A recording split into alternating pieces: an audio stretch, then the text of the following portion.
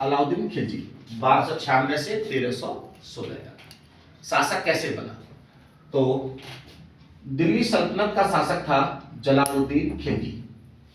ठीक, जब जलालुद्दीन खिलजी शासक था तो कड़ा मानिकपुर की सूबेदारी थी आपकी मलिक छज्जू, जो कि बलबन का कौन है? भतीजा। जब जलालुद्दीन खिलजी के शासक बनने के बाद मलिक छज्जू ने कड़ा मानिकपुर में क्या कर दिया? विद्रोह कर दिया। ठीक, और इस विद्रोह को दबाने के लिए स्वयं गया और मलिक छज्जू को कड़ा मानिकपुर से भेज दिया। कहां पर? मुल्तान में। और इसकी जगह अपने भतीजे अलाउद्दीन खिलजी को कड़ा मानिकपुर की सूबेदारी दे दी। ठीक, अब कड़ा मानिकपुर की सूबेदारी किसके हाथ में आ गई? अलाउद्दीन खिलजी के हाथ में 1290 में। ठीक, अब क्या हुआ? जब अलाउद्दीन खिलजी को कड़ा मानिकपुर का सूबेदार बनाया गया तो उसने अपने आप को कड़ा मानिकपुर यानी कि इलाहाबाद में अपने आप को मजबूत कर लिया आर्थिक कंडीशन के अकॉर्डिंग। ठीक है, सेना मजबूत कर ली, अपने आप को मजबूत कंडीशन में खड़ा कर दिया कड़ा मानिकपुर में। अब अलाउद्दीन खिलजी ने क्या किया? 1292 में एमपी के में एक जगह भिलसा, वहां पर आक्रमण करने के लिए जलालुद्दीन खिलजी से इजाजत मांगी। यहां से इस पर हमला किया और इसमें ये सफल आक्रमण रहा, काफी धन प्राप्त हुआ। और धन प्राप्त करने के बाद इससे खुश होकर जलालुद्दीन खिलजी ने अलाउद्दीन खिलजी को अवध की भी सूबेदारी दे दी। ठीक, अब जैसे इसका भिलसा अभियान हुआ था तो उसे देवगिरी के बारे में पता चला कि देवगिरी काफी एक समृद्ध राज्य है, काफी धन है वहां पर। ठीक है, तो इसने अलाउद्दीन खिलजी ने जलालुद्दीन खिलजी से चंदेरी पर आक्रमण की इजाजत मांगी और इजाजत मांगने के बाद चंदेरी पर हमला किया, लेकिन इसने देवगिरी पर आक्रमण करने के लिए इजाजत नहीं मांगी। तो बिना इजाजत के अलाउद्दीन खिलजी ने चंदेरी के बाद देवगिरी पर हमला कर दिया। देवगिरी जो कि महाराष्ट्र में है और वहां का शासक है रामचंद्र देव, और जो कि देवगिरी हमारा आर्थिक रूप से काफी समृद्ध राज्य था।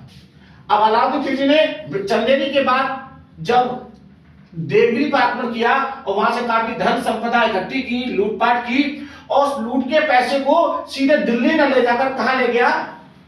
अपने कड़ा मानिकपुर सूबेदारी क्षेत्र में।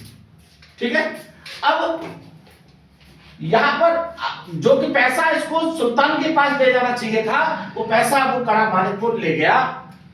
अब उसको पता लगा कि अब शासक मुझसे नाराज होगा, तो उसने अपने भाई अल्मास बेग के द्वारा यह खबर पहुंचाई कि वह सुल्तान जलालुद्दीन खिलजी अलाउद्दीन खिलजी को माफ कर दे, नहीं तो वो आत्महत्या कर लेगा या फिर बंगाल में चला जाएगा। ठीक, इतना सुनते ही जलालुद्दीन खिलजी काफी भावुक हो गया और स्वयं अलाउद्दीन खिलजी को माफ करने के लिए कड़ा मानिकपुर के लिए चल दिया।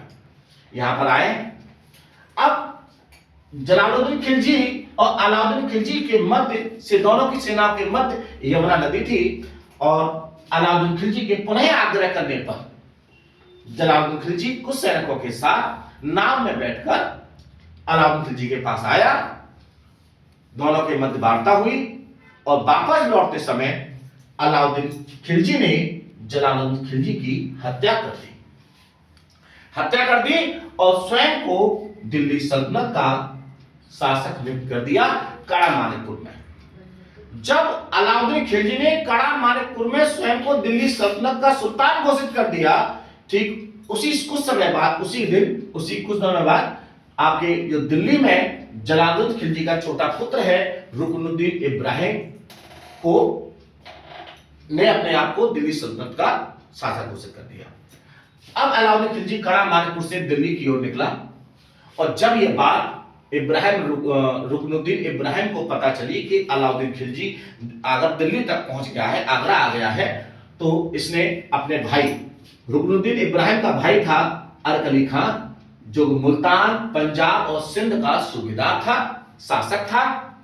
इसने अपने भाई से सहायता की मांग की कि दोनों भाई मिलकर अलाउद्दीन खिलजी का सामना करेंगे, लेकिन इसमें अरकली खान ने अपना कोई हित न देखते हुए, अपना कोई लाभ न होता हुआ देखकर उसने इब्राहिम रुकनुद्दीन इब्राहिम की कोई सहायता नहीं की। ठीक, जब कोई सहायता नहीं की तो अलाउद्दीन खिलजी जैसे दिल्ली पहुंचा, रुकनुद्दीन इब्राहिम और उसकी मां को गिरफ्तार किया और कैद कर दिया और बाद में उनको खत्म कर दिया। और 1296 में स्वयं को अलाउद्दीन खिलजी ने बलबन के लाल महल में अपने आप को दिल्ली सल्तनत का शासक घोषित कर दिया और अपना राजाभिषेक करवाया। ठीक है।